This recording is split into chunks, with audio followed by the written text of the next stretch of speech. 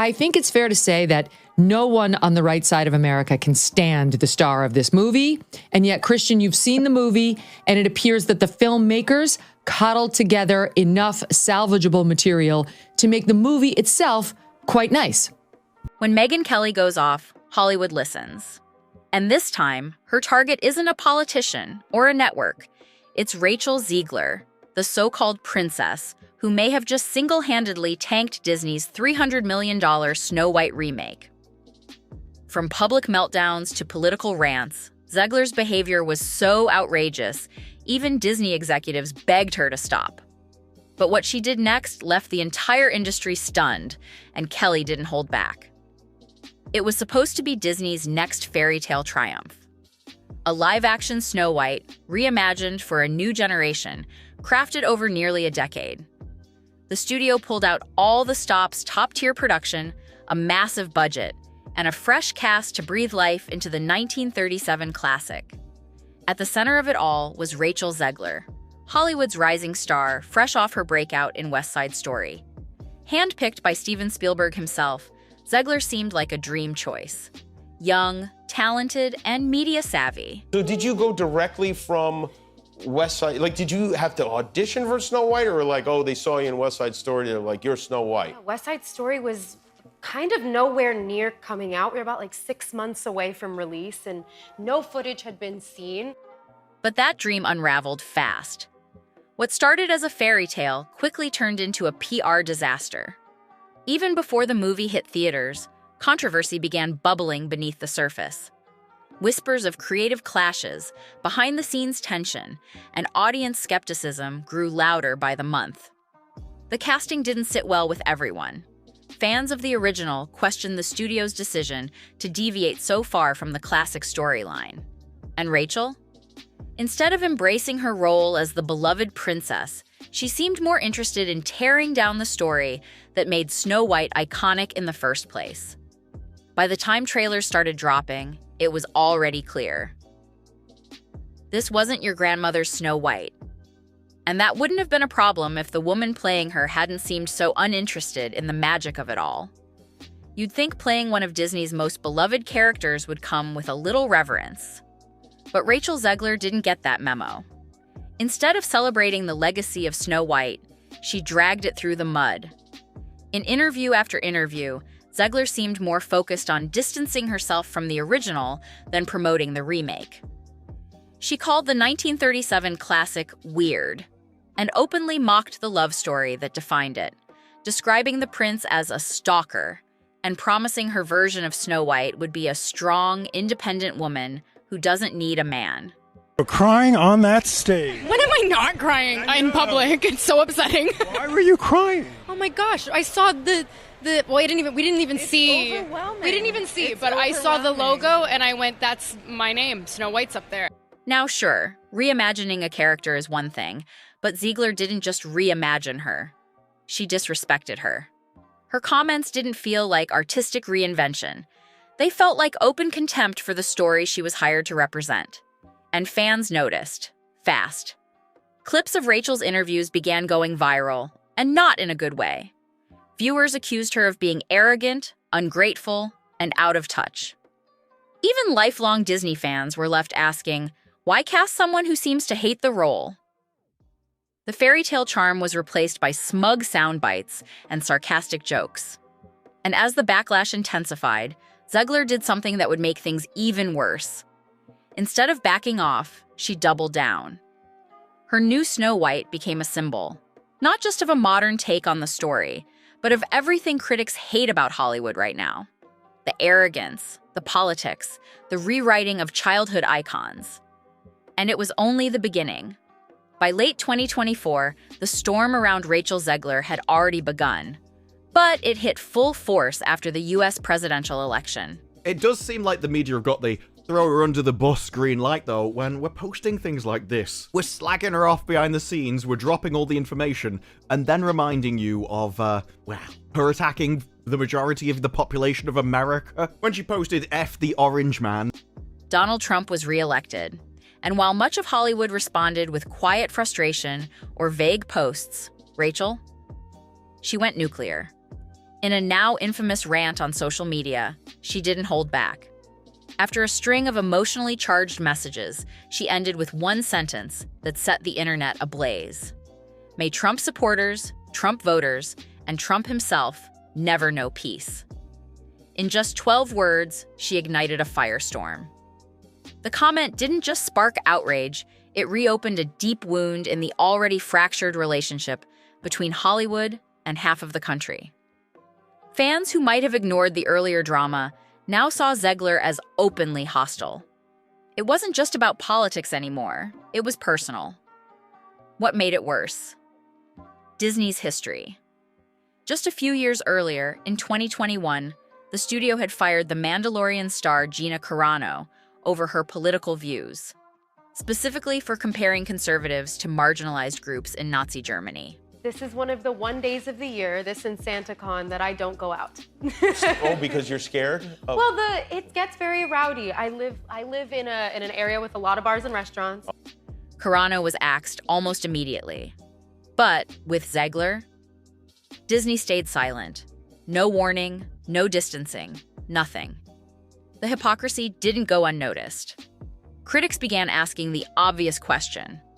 Why was one actress fired for conservative opinions, while another was protected after openly attacking conservatives? It wasn't just about Disney anymore. It was about double standards, and Rachel Zegler had just become the face of it. And just when you thought things couldn't get more chaotic, she tweeted something else that made everything even worse. Oh my God, well, when you get to wear Sandy Powell, first of all, insane. And then you get to be lit by Mandy Walker, and Nadia Stacey designed your hair and makeup. It's like the most incredible thing in the world. And then all of a sudden you open your eyes and you watch the playback, which I never do. Just as the firestorm over her political rant was starting to die down, Rachel Zegler lit another match, and this time, it exploded. During Disney's carefully orchestrated marketing rollout for Snow White, Zegler posted a celebratory tweet thanking fans for the teaser trailer's massive view count. It had racked up over 120 million views, and things were finally looking up. But right beneath her cheerful post, she added one more line. And always remember, free Palestine. Now, in a different context, maybe that wouldn't have caused such a stir. But this wasn't just any moment. The tweet came just months after the devastating October 7th attacks in Israel. The wounds were still fresh, tensions were sky high, and Zegler's post wasn't received as a call for peace. It was seen as a political statement in the middle of a war zone. And it hit even harder because of who she was working with.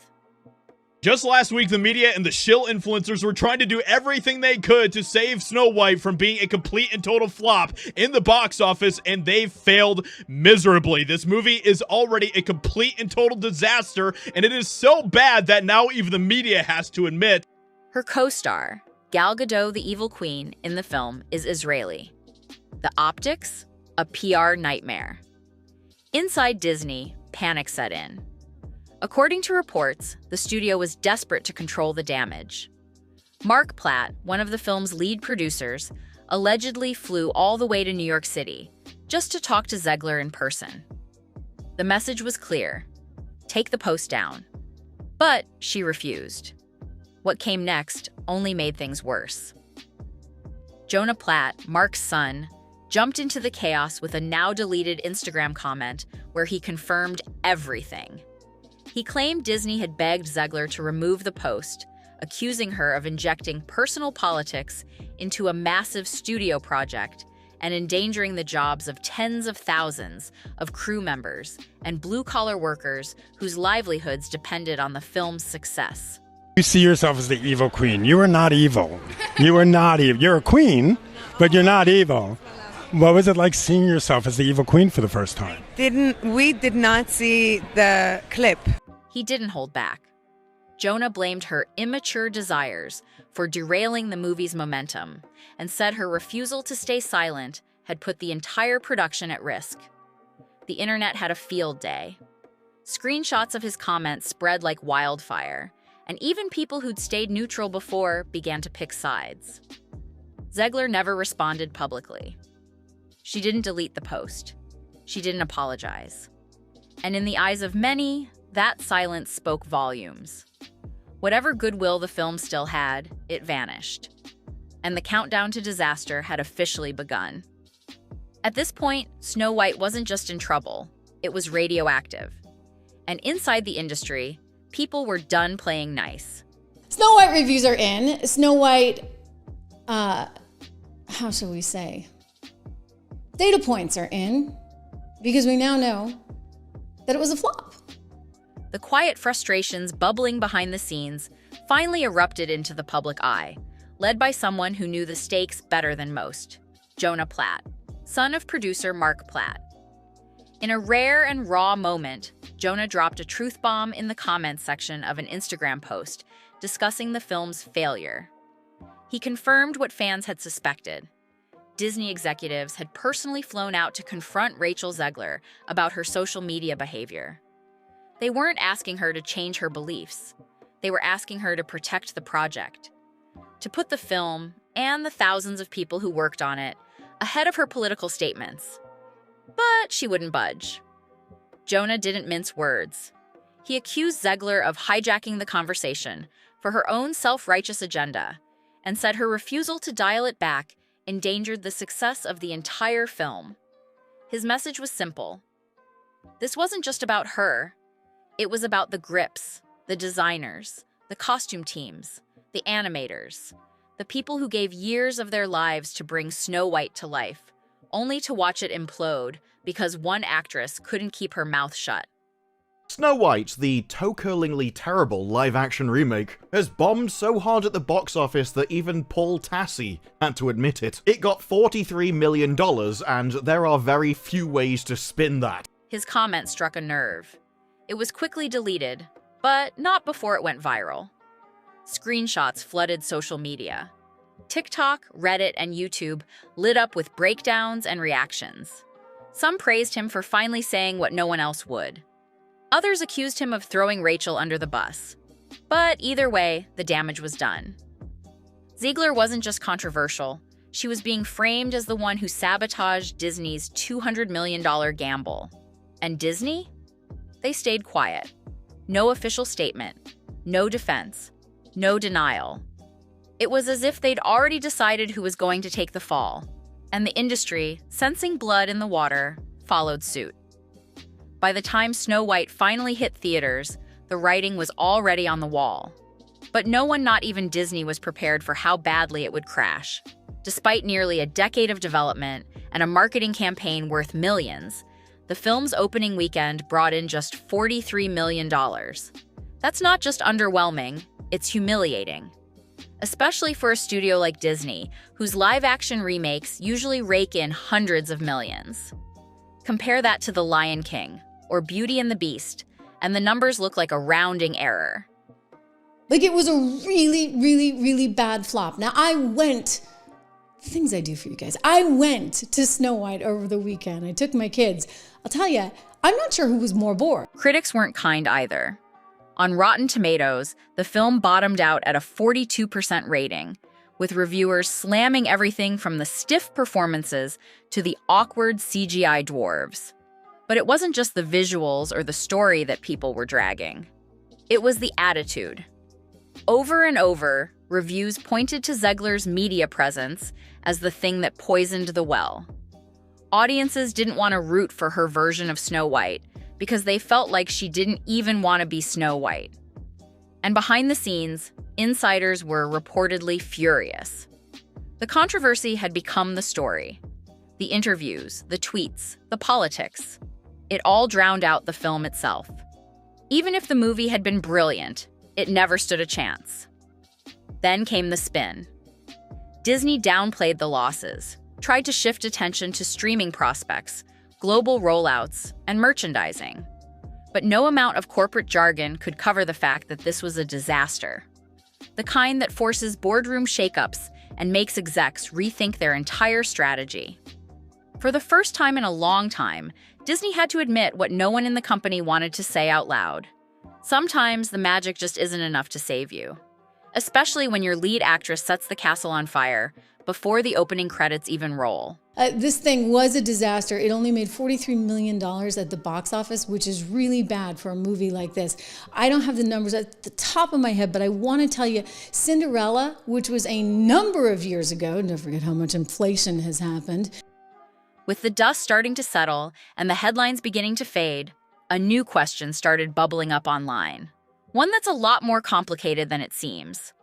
Was Rachel Zegler really the villain in this story? Or was she the perfect scapegoat for a much deeper, uglier problem? There's no denying Zegler made mistakes. She alienated fans, picked political fights, and turned interviews into battlegrounds. But let's be honest, this film had problems long before she opened her mouth. The CGI dwarves, the clunky dialogue, the painfully modernized script that stripped the story of its original charm. None of that was her doing. Those were studio decisions. Executives, writers, producers. Yet somehow, when the film bombed, all eyes landed on one person. It's not the first time this has happened. Just ask Halle Bailey, who faced a similar firestorm when she was cast as Ariel in The Little Mermaid. Online outrage, culture war debates, and people blaming her for ruining a childhood classic.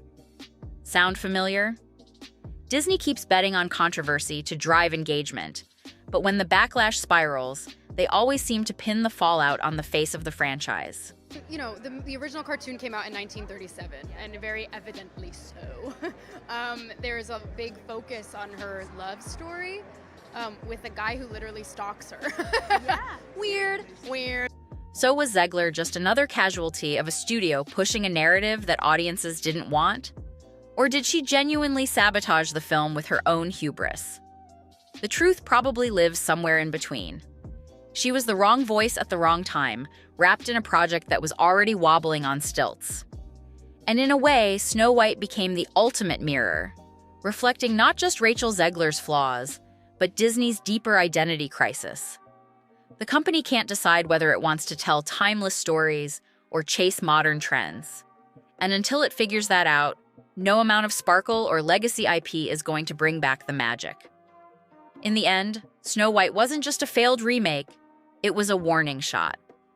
A $200 million cautionary tale about what happens when a studio loses touch with its audience and when the face of a franchise becomes its biggest liability. Rachel Zegler went from Hollywood's rising star to the poster child for everything critics say is wrong with modern entertainment. But was it all her fault? Or was she just one player in a much bigger, broken machine? Disney spent nearly a decade reviving a classic fairy tale. But in trying to rewrite it for a modern world, they forgot the one thing that made the original endure: sincerity. Instead of a story about kindness, love, and courage, audiences got a cynical, awkward reboot, led by someone who didn't seem to believe in the magic at all. Rachel Zegler might not have slayed the evil queen, but she definitely killed the vibe. And as the kingdom burned, Disney watched quietly from the tower, hoping audiences would forget. Drop your thoughts in the comments, and don't forget to like and subscribe.